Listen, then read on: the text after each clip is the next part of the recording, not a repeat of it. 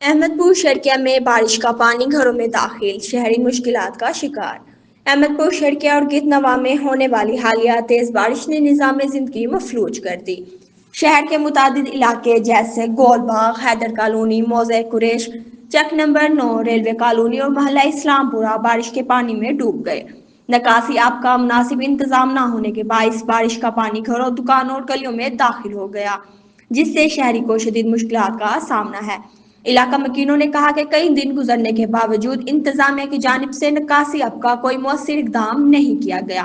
بارش کے پانی میں مچھر اور تعفن پھیلنے سے بچوں اور بزرگوں میں بیماریاں بڑھنے کا خدشہ ہے۔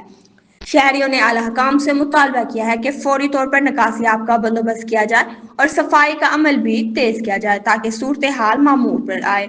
دوسری جانب میونسپل کمیٹی کا کہنا ہے کہ ٹیمی نکاسی کے کام میں مصروف ہے اور جلد پانی کا اخراج مکمل کر لیا جائے گا۔